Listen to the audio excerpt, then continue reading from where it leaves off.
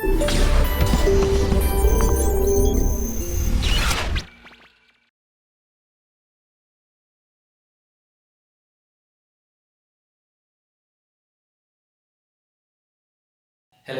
this is Abdullah Nawas. It's very happy to see you all through this Uplift Education virtual classroom. The topic today we are going to discuss is about plant tissues.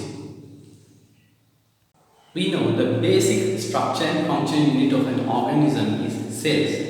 So all the organisms are not directly composed of cells. When you consider a multicellular organism, a collection of cells form a tissue system, and a collection of tissues forms an organs. Collection of organ forms organ system, and a collection of organ systems forms an organism. In this classification, today we are going to discuss about this tissue level classification.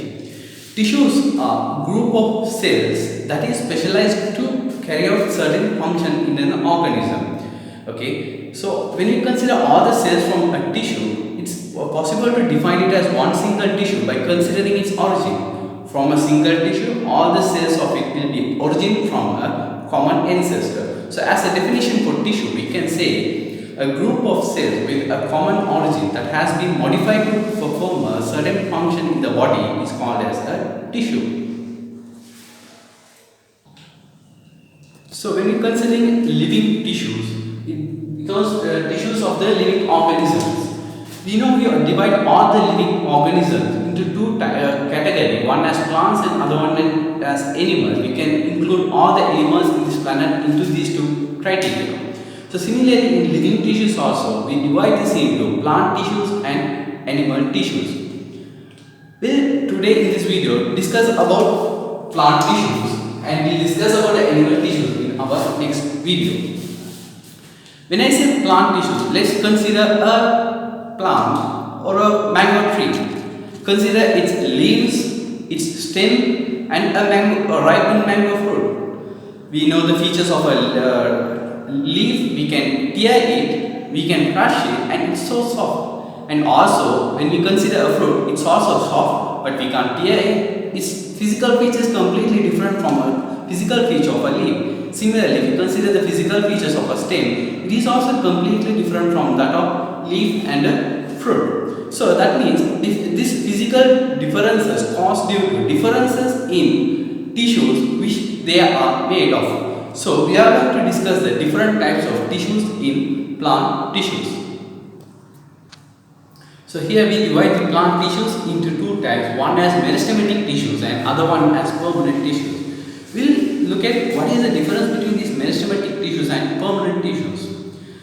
If we compare with this plant tissue with an animal, let's take a human infant and a human adult. How this infant turns into an adult, the physical growth, the legs grows, hand grows, his face grows, his body grows. So the growth takes place throughout the body of an organism. So growth takes place through all parts of an organism. But when we consider a plant, the growth is restricted only to certain part of the plants, and growth do not take place evenly throughout the plant. So the meristematic tissue, first time, this we call as a growth tissue, is specialized only to produce new cells by mitosis actively. Here the meristematic tissue produce new cells. So these are newly born cells. They are actually not differentiated to any function. When I say not differentiated, the newly produced cells by the meristematic tissues, they are not specialized to carry out any function, or they are not specialized to form a tissue. Also, the main function of the meristematic tissue is to produce new cells and cause growth of the plants. Okay, so when I say permanent tissue, you know there are so many other functions of plants. So causing the tissues which perform other function of the plants is we divide into permanent tissues. So we'll start our discussion from meristematic tissues or the growth tissues of plants. Let's look at the general features of these cells present in the meristematic tissues.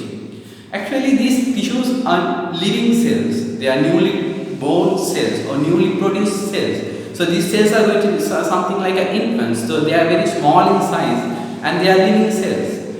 and the cells produced are very closely packed and so tightly packed. So there is no intercellular spaces or no prominent intercellular spaces present between the cells in meristematic tissues. Also, in each and every cell, a distinct nucleus is present, and other organelles also can be seen in these cells. But we know when we are studying the plant cell in our previous lesson, we say one of the most important features that distinct plant cell from animal cell is a vacuole, large central vacuole. This large central vacuole is absent in the meristematic tissue cells, but other than that there can be many small vacuoles.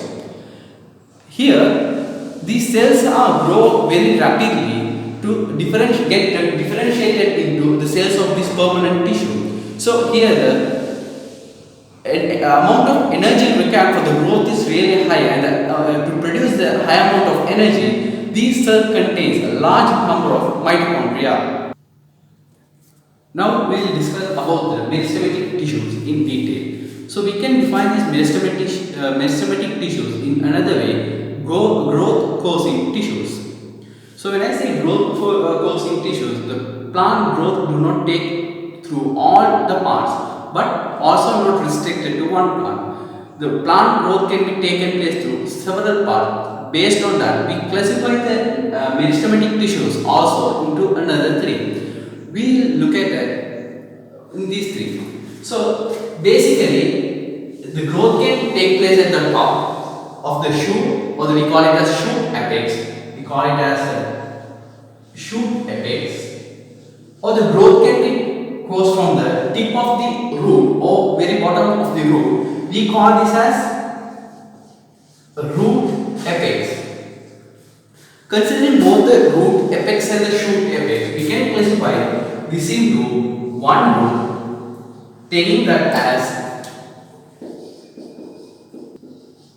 we call this together apical meristem. The main function of the apical meristem, increasing the height of the plant by producing new cells from bottom, increase the depth of the root. So we can say the main function of apical meristem is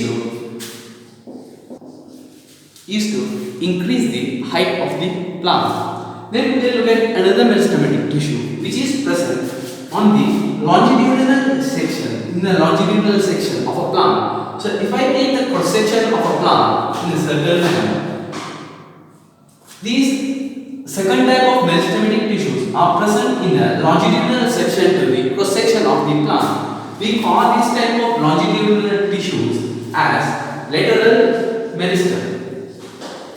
When I say lateral meristem, think of a small plant grows into a large plant. Think of a jack plant which is very small. It has a small width, but with time after 2-3 years, its width gradually increases. So there a growth take place, increasing its girth or the diameter. So the lateral meristem is the tissue that is responsible to increase the diameter of the plant.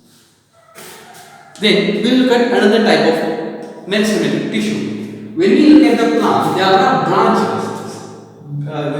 Several branches arises from the stem of a plant. Beneath each and every branch, there is a knot present. We call it as internodes. From these internodes only, the new branches arise. These internodes can be seen at the lower apex of the leaves, where leaves originate.